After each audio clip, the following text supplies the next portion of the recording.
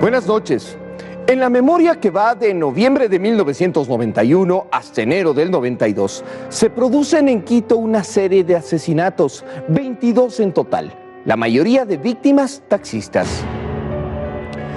La ciudadanía zozobra, pues las autoridades no logran establecer con precisión el nombre y el paradero del victimario. Estos asesinatos tuvieron un mismo modus operandi. Siniestramente, se usaba una misma arma de fuego con el mismo calibre. Las víctimas eran encontradas con un disparo en la cabeza y abandonadas en las afueras de la capital. Meses después, lo más sorprendente de esto fue descubrir que el asesino solo tenía 16 años de edad. Actuaba con una identidad falsa, Juan Carlos Acosta Suárez. Desde ese momento se le conoció en todo el país como el niño del terror. Estas son sus memorias. Esa identidad fue rechazada una vez más por el joven, quien reafirma que Juan Carlos Acosta Suárez es solo el nombre que utilizó cuando estaba detenido en la brigada de menores. Por estar en este problema ya no quise dar ese nombre, el nombre propio. Entonces ya dije ese nombre. Como consta en esta partida de nacimiento, certificada por el registro civil, el joven, hijo de Rafael Olivo Hermosa y de Zoila Amada Suárez, aún no cumplía 16 años. Mi nombre propio es Juan Fernando Hermosa Suárez y yo soy nacido el 28 de febrero de 1976 aquí en la parroquia González Suárez. El muchacho vivaz e inteligente manejaba el arma con agilidad y precisión, que no tendría que pedir favor a los pistoleros de las películas del oeste. Esto le permitió victimar con soltura y frialdad a 11 taxistas, 2 homosexuales y un delincuente. La otra víctima fue asesinada por Milton Robalino, quien iniciaba en las prácticas correspondientes para obtener la licencia de matar. Ojo, porque el primero de la banda va a cumplir 16 años, según él, y el segundo de la banda, el homosexual Luis Quispe, tiene 16, 2 meses, es decir, que los 2 menores comandaban la banda. Según las investigaciones, los móviles de los 22 asesinatos son la diversión, el robo y el deseo de matar. En el año 1991 yo fui comisario sexto, que es la subintendencia en Pichincha, y también estuve encargado de la Intendencia General de Policía de Pichincha. A mí me correspondió como subintendente y comisario sexto subintendente, me correspondió conocer, instruir esa causa. Yo conocí desde el inicio de las acciones que tomaron hasta, lógicamente, terminar eso que se llamaba en aquel entonces, para luego enviarle al juez de derecho para que sustancie el proceso. El caso se inicia con el asesinato de varios taxistas. Eso evidentemente produjo una conmoción social. Se habló de que era un acto de venganza, en vista de que una hija de un general había sido violada por un taxista y que como consecuencia de ello, este pseudo general había tomado en represalia la decisión de ir asesinando a los taxistas. Se produjeron algunos asesinatos. Ese es el inicio de esto. Pablo Enrique Ceballos, sobreviviente de uno de los ataques de la banda del terror, colabora con las autoridades en la elaboración de un identikit de quien en realidad se llamaba Juan Fernando Hermosa Suárez. Los investigadores además establecen que en la banda operaban otros menores de edad. En el Pululahua le hicieron detenerse y le dispararon una vez en el tórax y otra vez en los testículos, dándole por muerto. El chofer malherido alcanzó a Cotocollao, norte de la ciudad, donde perdió el conocimiento.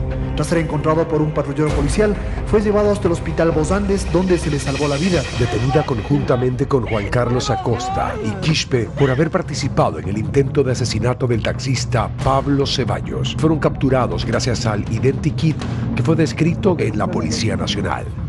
El 15 de diciembre, dos parejas de adolescentes tomaron un taxi San Remo en la avenida Amazonas y le ordenaron al conductor que les traslade al Pululagua. El taxista, como era su deber, avanzó hacia la prensa y continuó por la avenida Manuel Córdoba Galarza, sector Mitad del Mundo, hasta llegar a la entrada del Pululagua, y al girar en aquella curva, le ordenaron al taxista que se detenga. Una vez allí, las dos muchachas salieron del auto, diciendo que iban a traer el dinero que les faltaba para pagar la carrera. Inmediatamente comenzó el forcejeo entre Acosta, el conductor y Quispe, siendo el taxista Pablo Ceballos quien resultaría gravemente herido.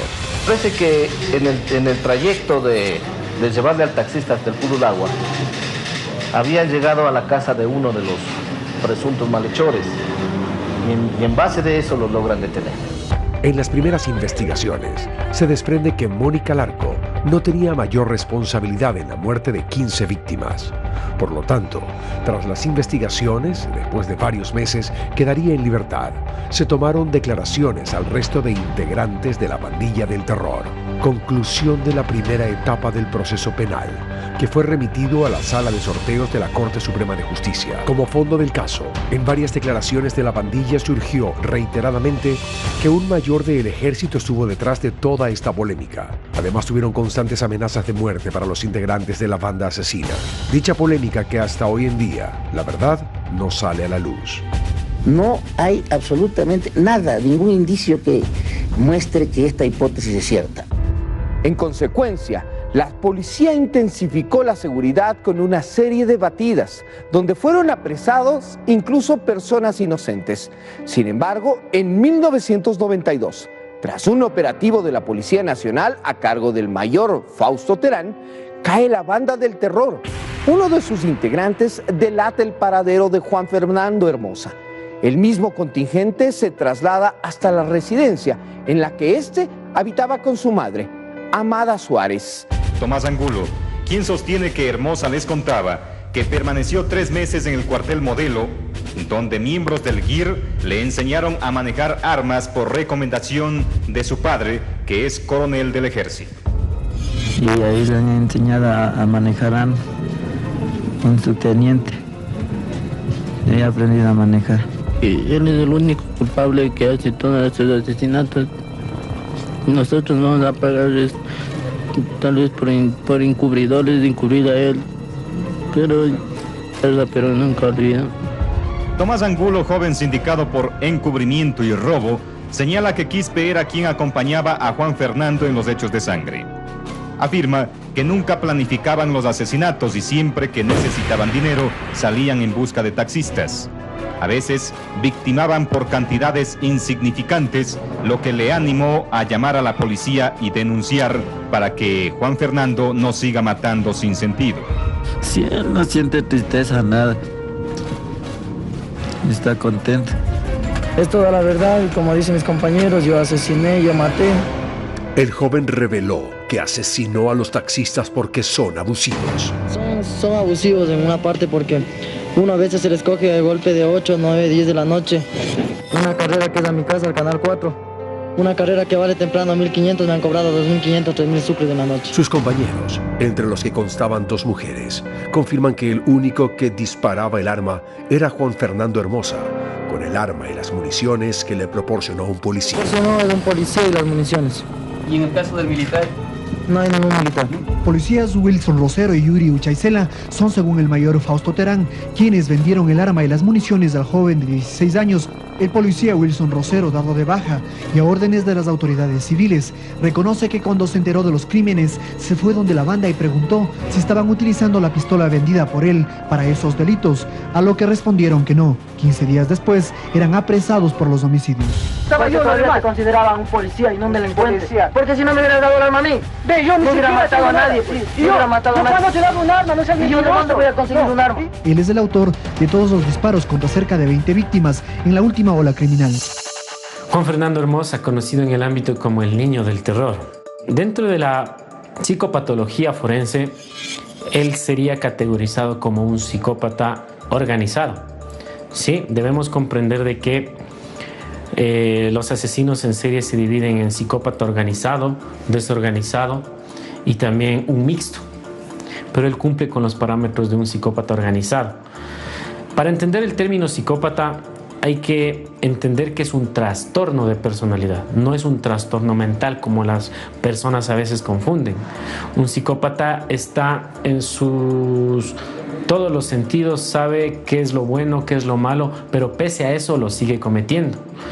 No aprende de las experiencias o los errores que le ha pasado en su vida y sigue repitiéndolas, solo necesita la satisfacción personal inmediata.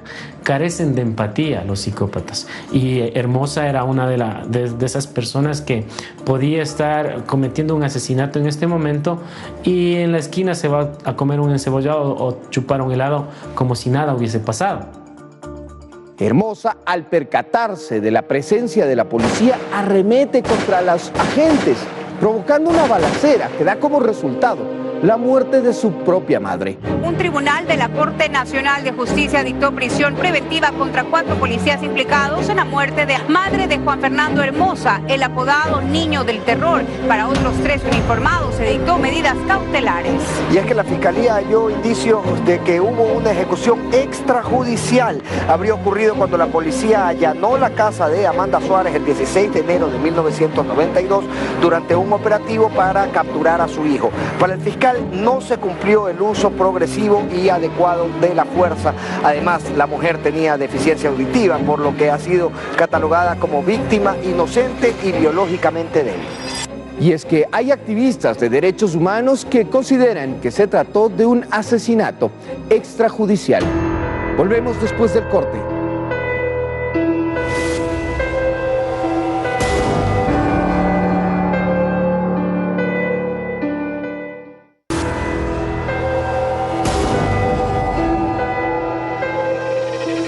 La primera impresión que tuvo tanto la policía, lógicamente yo como juez instructor, es que se trataba de un criminal de serie. Y lógicamente no solo, era un grupo criminal. La primera impresión que se daba también es el hecho de que era un grupo de gente que vivía de la vida fácil. O sea que robaba al taxista, robaba el taxi, pasaba bonito, tal vez una noche pues, con muchas circunstancias, robaban para la droga y para tapar, ocultar la acción, lógicamente cometían este acto muy superior al acto que posiblemente ellos estaban pensando. Pero la sorpresa es que cuando uno de los taxistas que no fue asesinado describió a las personas, evidentemente ya dijo que eran jóvenes, eran muy jóvenes, porque el único menor de edad era él. Los demás ya eran mayores de edad, pasados los 18 de lo que yo me acuerdo. Entonces, eso sí sorprendió a la sociedad. Yo sacaba mi arma, me encañonaba al señor, le decía que no se moviera. El señor no se quedaba quieto. ¿Sacaba? El arma. ¿Sacaba mi arma? Le encañonaba al señor.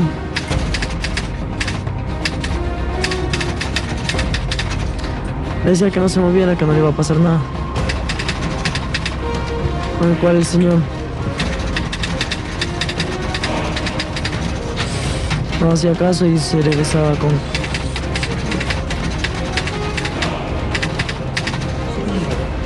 Una ocasión fue con unas llaves de rueda. Otra ocasión fue con una cartuchera. Otra ocasión con una arma de fuego, un revólver 22. Nació con ciertas estructuras cerebrales, como en relatos de su padre, que decía que tenía un traumatismo cerebral.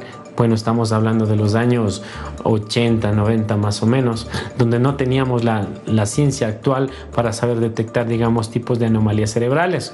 Un psycho killer tiene las dos partes, ¿no?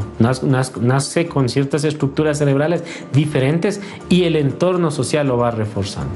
Y también se hace por el abandono de los padres, por el reforzamiento y la callejización que tuvo, por el consumo de drogas.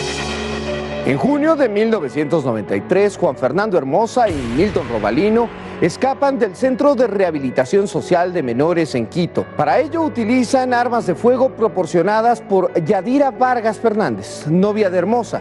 En la fuga, asesinan al policía Ángel Sailema con 5 disparos. El agente custodiaba ese día el centro de rehabilitación de menores. Una vez libres, huyen a Neiva, Colombia, por la frontera nororiental. Hermosa se había separado de sus compañeros. Estos se habían involucrado con un grupo de homosexuales, mientras que él se traslada hasta Bogotá. Ahí, en la capital colombiana, sobrevive gracias a la venta de unas joyas que acumulara en sus múltiples atracos, las cuales las iba vendiendo de poco en poco. Hermosa es capturado en una zona fronteriza con Colombia, precisamente en Lorito. En sus declaraciones aparece enfermo y con el físico deteriorado. Por su peligrosidad, el niño del terror es detenido en el CDP de Quito para cumplir con su condena, hasta su mayoría de edad. Por una información reservada de la Policía de Colombia, es reconocido y detenido en ese lugar el día lunes. Yo recepté, me acuerdo, la declaración de él. Y él no quería llegar al fondo. Él no quería involucrar a personas. Posiblemente, él cometía estos crímenes por paga, por orden. Pero él nunca llegó a involucrar a nadie. Se autoinculpó y frente a una situación de inculparse, pues, ¿qué puede hacer la autoridad más que aceptar esa inculpación y dejar a que la policía realice profundamente otro tipo de investigaciones para ver si solamente era él o había tras de él otro tipo de posiblemente autores intelectuales, porque la autoría material la hacía él, pero la autoría intelectual podía estar en manos de otras personas. Si no las queríamos acompañar, ya sacaba el revólver y nos quería a nosotros dar el tiro, pegarnos el tiro. El psicópata no tiene cura, ¿sí? El psicópata morirá psicópata y no tiene cura. La única solución frente a la situación social en la que tenemos actualmente es el que esté recluido, porque él seguirá cometiendo este tipo de asesinatos o seguiría cometiendo asesinatos. Pero la prevención de la salud y la promoción de la salud es lo más importante que se puede dar, el saber detectar precozmente cierto tipo de conducta, cierto tipo de comportamientos. ¿Por qué? Porque es mucho más eficaz y mucho más barata que la cura.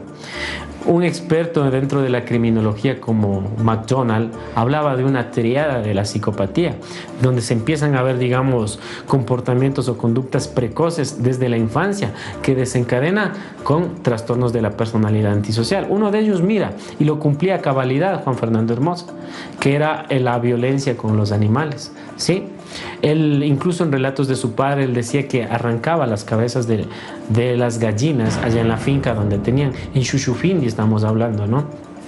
E incluso llevaba las cabezas guardadas y mostraba a sus compañeros en el colegio, en la escuela. Se cumple, mira, la primera tríada, que es la violencia con los animales. La segunda es la piromanía, que siente placer al encender fuego desde muy temprana edad. Ahí vemos pirómanos, entonces eso puede desencadenar, digamos, en trastornos antisociales de la personalidad. Y la otra parte de la triada se llama la enuresis, que significa que no controla esfínteres o que se orina, incluso hasta entrada la adolescencia. Son factores, digamos, biológicos, psicológicos y sociales que nos está avisando de una problemática de conducta antisocial. Y estas conductas debemos prevenirlas, detectarlas de manera oportuna para que no desencadenen en lo que se conoce como trastorno antisocial de la personalidad. Seguimos tras la pausa. ¿Por qué metiste en la delincuencia? ¿Por qué me metí en la delincuencia? Porque quise experimentar cosas fuera del hogar. Esta es una entrevista para el Colegio Sebastián de Benancasa. ¿Qué mensaje les darías a los jóvenes del colegio sobre la honradez para que no pasen por lo que tú estás pasando aquí? Que no se metan en problemas porque los problemas nunca llegan.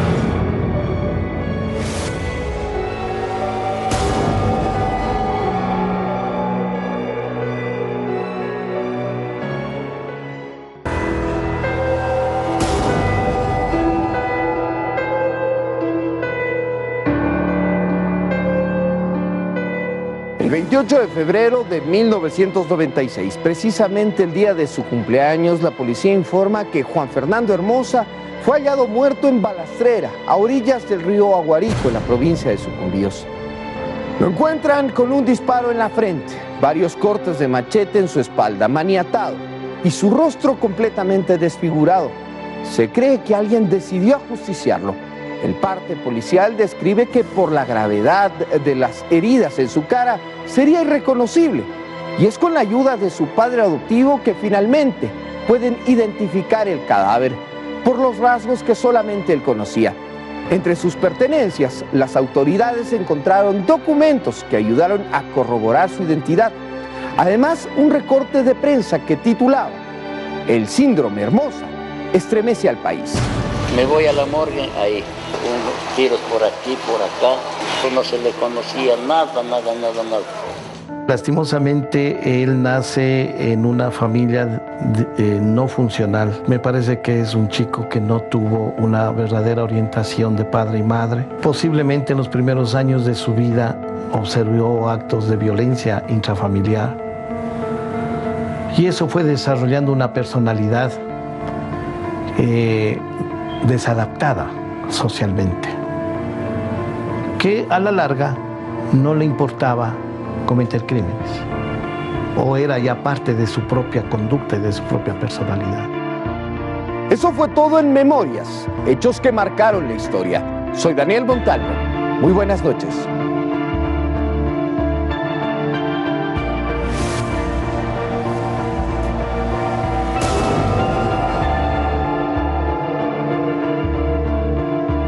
Aquí no hay rehabilitación social de ninguna naturaleza. Tenemos en la actualidad 40.000 presos, señor. ¿Qué hacen 40.000 presos metidos en las cárceles? Muchos inocentes, muchísimos inocentes.